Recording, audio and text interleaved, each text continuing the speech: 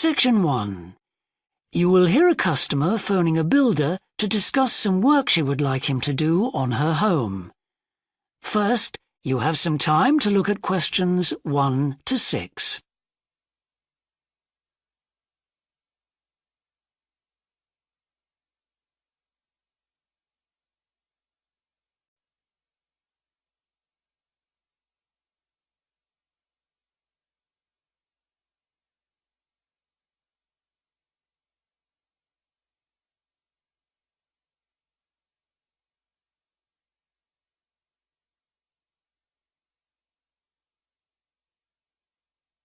You will see that there is an example that has been done for you.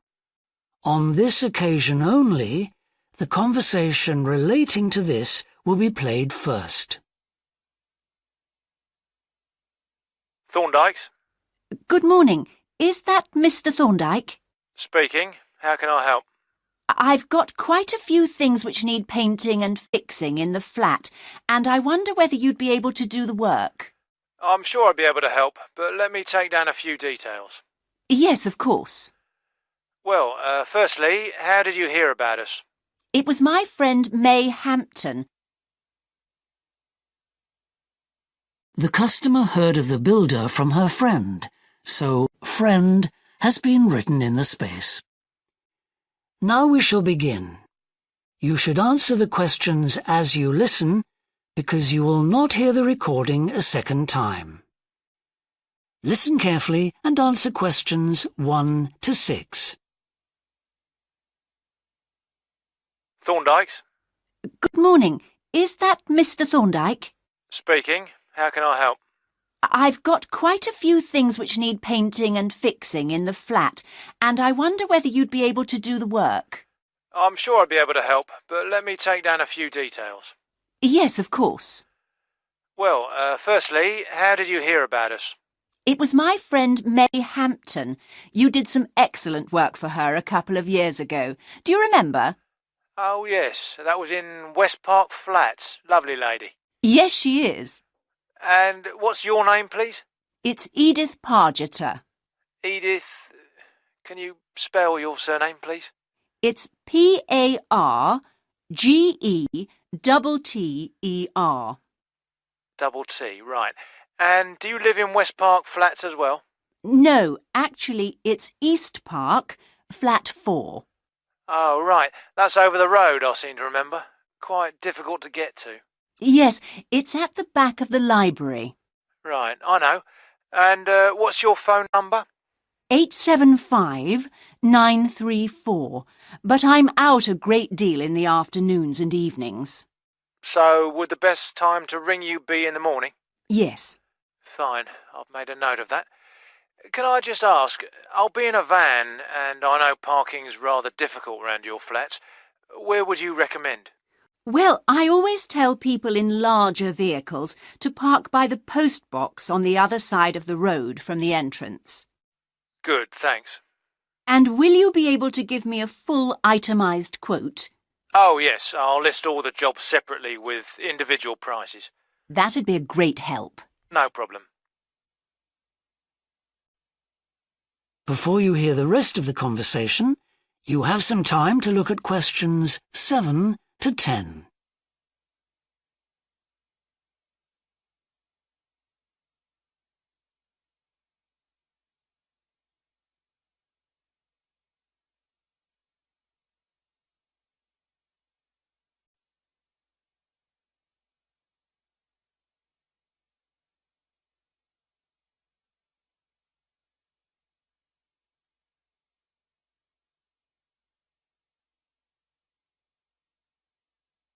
Now listen and answer questions 7 to 10. Now, what would you like me to do? Firstly, and most urgently, is in the kitchen. With all the weather damage, the glass in the door has cracked and I'd need that fixing. I presume you mean replacing? Oh, yes, and as soon as possible. What I'll do is come round tomorrow morning and do that immediately. Oh, thank you so much. The other things aren't so urgent, but... Now, I'll make a note of everything you want doing. Well, in the kitchen, I'd like some painting doing.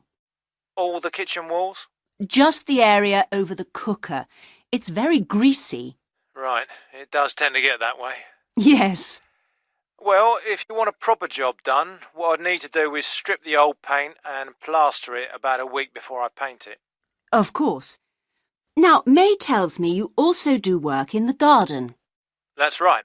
Well, I'd like you to replace a fence. Just one? Yes, at the far end. Fine, shouldn't be a problem. And that's the lot. Fine. Yeah, as I say, I can come round tomorrow morning to look over things with you. Well, that's great, thank you. So, I look forward to seeing you tomorrow at... That is the end of section 1. You now have half a minute to check your answers.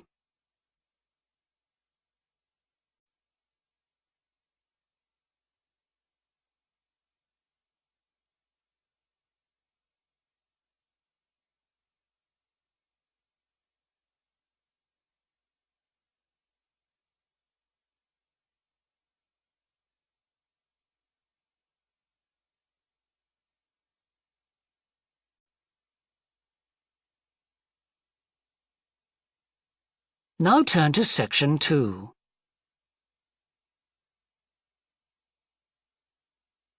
Section 2. You will hear a recorded talk giving an introduction to the historical theme park of Manham Riverport in England. First, you have some time to look at questions 11 to 15.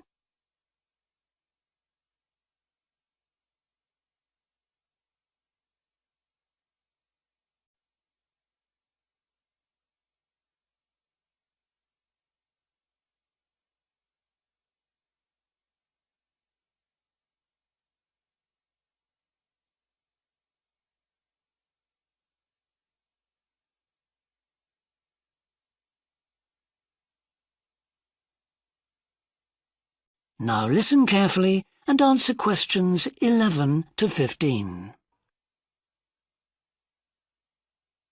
Welcome to Manham Port, where 1,000 years of history are brought to life.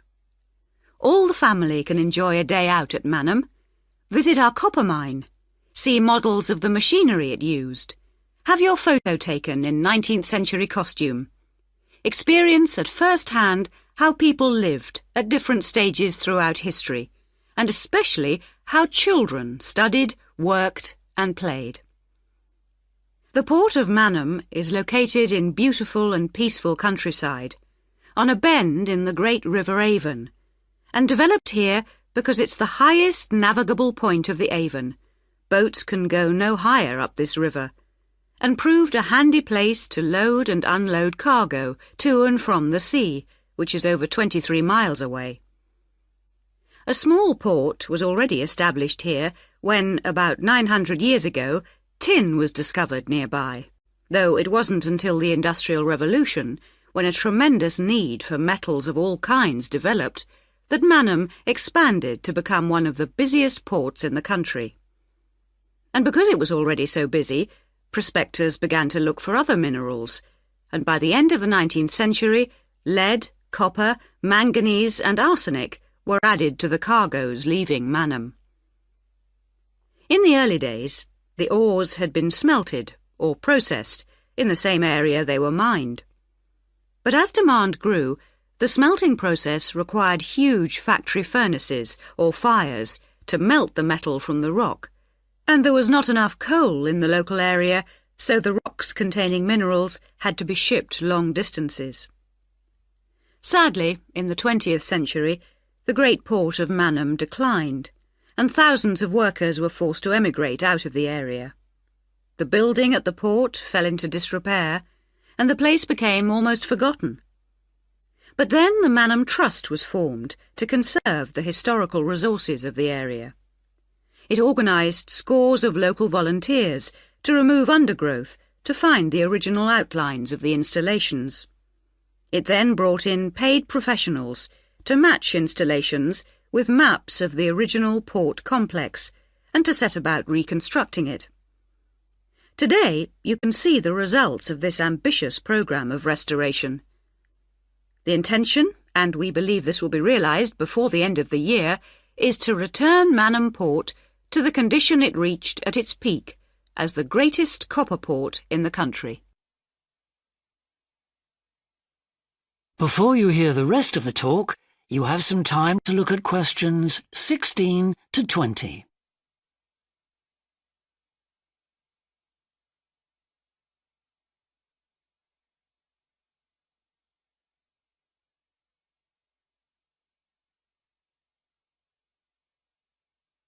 Now listen and answer questions 16 to 20.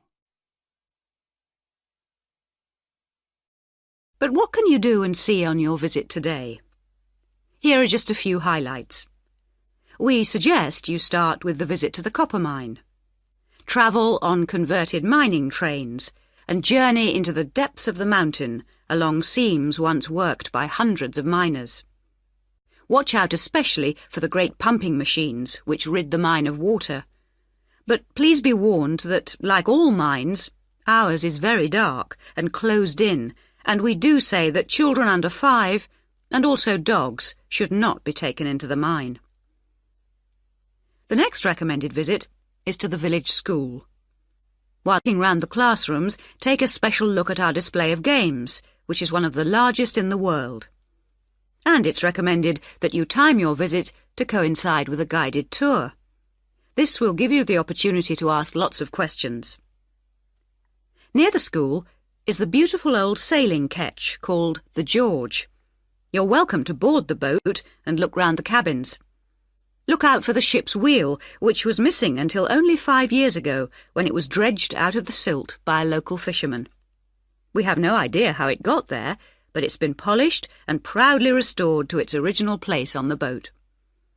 Please take care going down the ladders if you wish to visit the lower deck. We don't recommend you allow young children to use them. So we hope you have a memorable visit to Manham Port, and will tell your friends all about us. That is the end of section 2.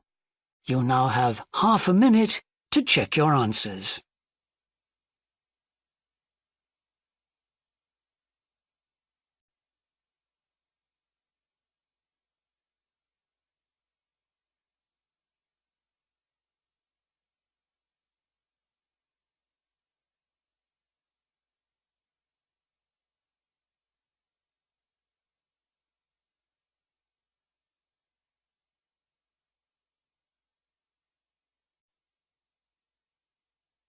Now turn to section 3.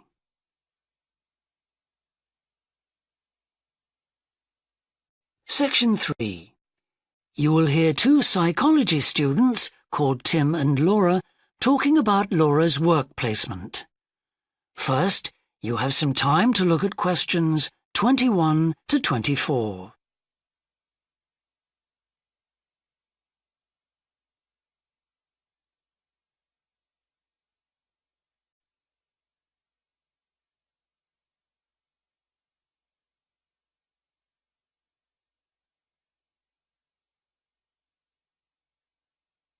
Now listen carefully and answer questions 21 to 24. Hi, Laura. Could you spare a few minutes to talk about the work placement you did last summer? I'm thinking of doing one myself. Hi, Tim. Sure. Didn't you do yours at an environmental services company? That's right. It's only a very small company, and they needed someone to produce a company brochure. And I wanted to get some business experience because I'm interested in a career in occupational psychology in a business environment. It was good because I had overall responsibility for the project. What kind of skills do you think you developed on the placement? I mean, apart from the ones you already had. Did you have to do all the artwork for the brochure, the layout and everything? We hired the services of a professional photographer for that. I did have to use my IT skills to a certain extent because I cut and pasted text from marketing leaflets. But that didn't involve anything I hadn't done before. Do you think you got any better at managing your time and prioritizing things? You always used to say you had trouble with that. Oh, definitely.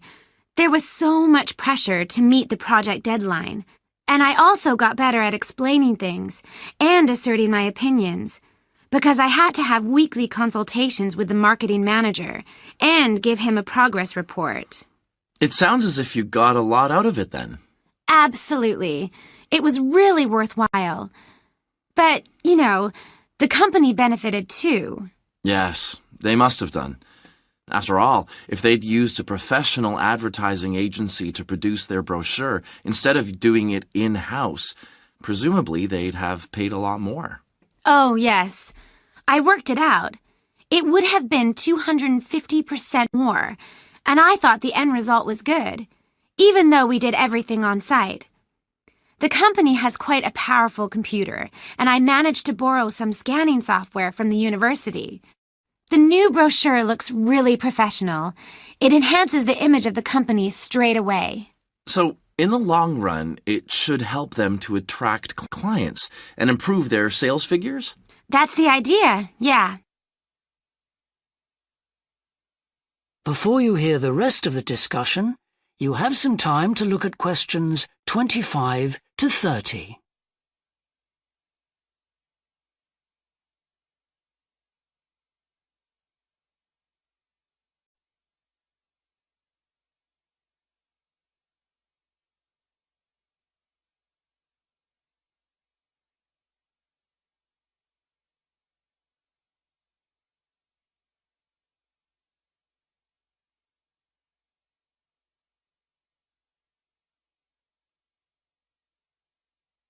Now listen and answer questions 25 to 30.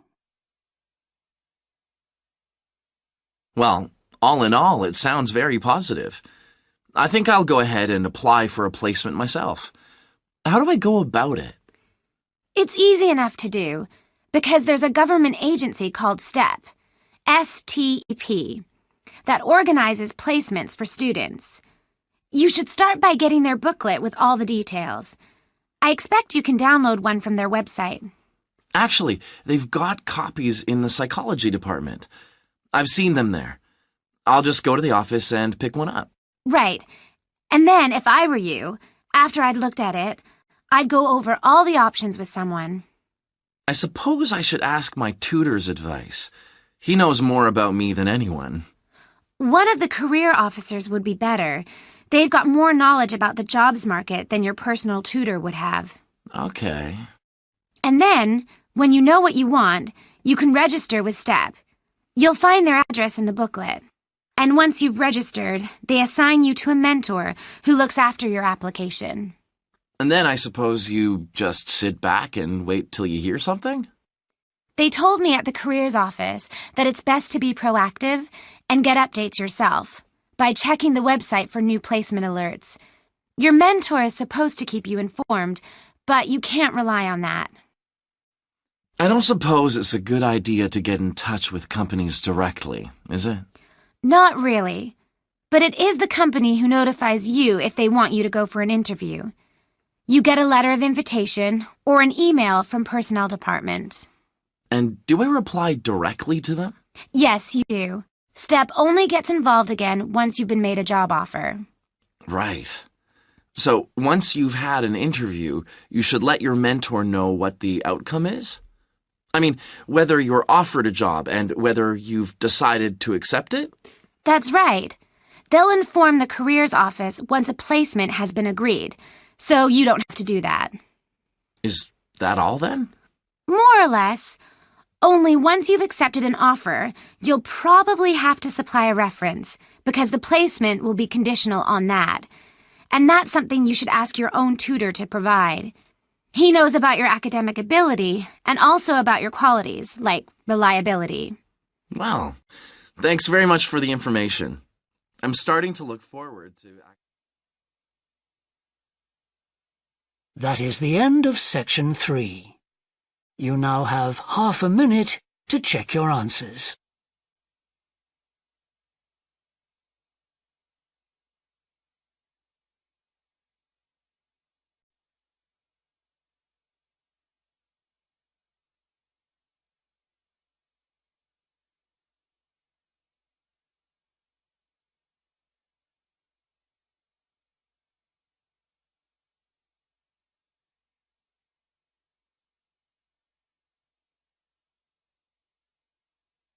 Now turn to Section 4.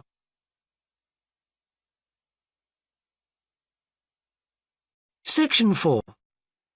You will hear a woman talking to a group of first-year science undergraduates about the developing science of nanotechnology.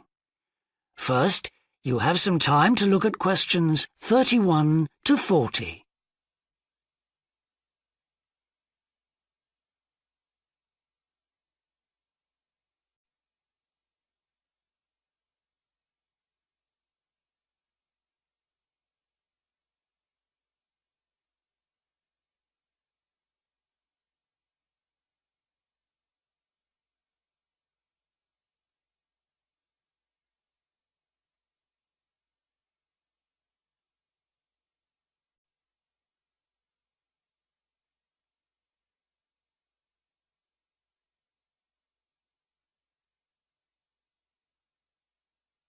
Now listen carefully and answer questions 31 to 40. Today we're going to look at an important area of science, namely nanotechnology. So, what is it? Nano means tiny, so it's science and engineering on the scale of atoms and molecules. The idea is that by controlling and rearranging atoms, you can literally create anything. However, as we'll see, the science of the small has some big implications, affecting us in many ways.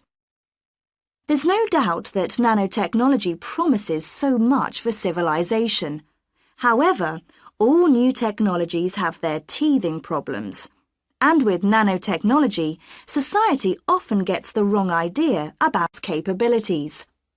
Numerous science fiction books and movies have raised people's fears about nanotechnology, with scenarios such as inserting little nanorobots into your body that monitor everything you do without you realizing it, or self-replicating nanorobots that eventually take over the world.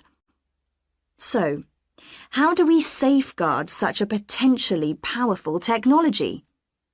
Some scientists recommend that nanoparticles be treated as new chemicals, with separate safety tests and clear labelling. They believe that greater care should also be taken with nanoparticles in laboratories and factories. Others have called for a withdrawal of new nanoproducts, such as cosmetics, and a temporary halt to many kinds of nanotech research. But as far as I'm concerned, there's a need to plough ahead with the discoveries and applications of nanotechnology. I really believe that most scientists would welcome a way to guard against unethical uses of such technology. We can't go around thinking that all innovation is bad, all advancement is bad. As with the debate about any new technology, it is how you use it that's important.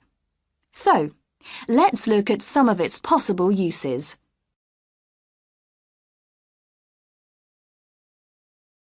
Thanks to nanotechnology, there could be a major breakthrough in the field of transportation, with the production of more durable metals.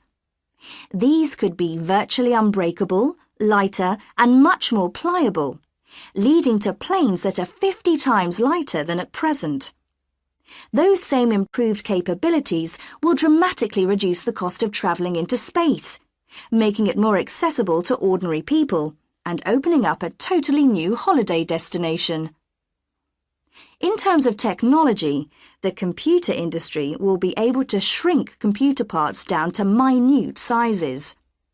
We need nanotechnology in order to create a new generation of computers that will work even faster and will have 1,000,000 times more memory, but will be about the size of a sugar cube. Nanotechnology could also revolutionize the way that we generate power. The cost of solar cells will be drastically reduced, so harnessing this energy will be far more economical than at present.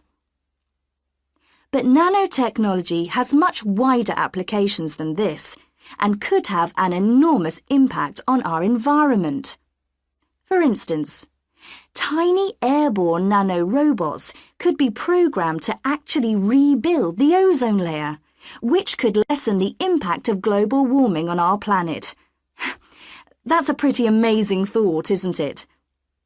On a more local scale, this new technology could help with the clean-up of environmental disasters, as nanotechnology will allow us to remove oil and other contaminants from the water far more effectively. And if nanotechnology progresses as expected, as a sort of building block set of about 90 atoms, then you could build anything you wanted from the bottom up. In terms of production, this means that you only use what you need, and so there wouldn't be any waste. The notion that you could create anything at all has major implications for our health. It means that we'll eventually be able to replicate anything. This would have a phenomenal effect on our society. In time, it could even lead to the eradication of famine through the introduction of machines that produce food to feed the hungry. But it's in the area of medicine that nanotechnology may have its biggest impact. How we detect disease will change as tiny biosensors are developed to analyze tests in minutes rather than days. There's even speculation nanorobots could be used to slow the aging process, lengthening life expectancy. As you can see, I'm very excited by the implications that could be available to us in the next few decades. Just how long it'll take, I honestly don't know. That is the end of section 4. You now have half a minute to check your answers.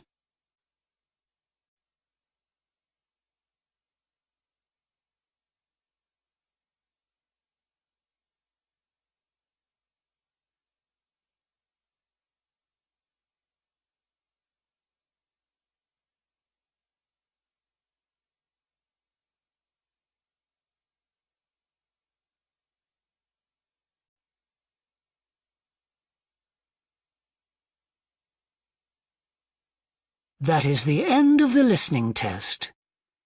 In the IELTS test, you would now have 10 minutes to transfer your answers to the answer sheet.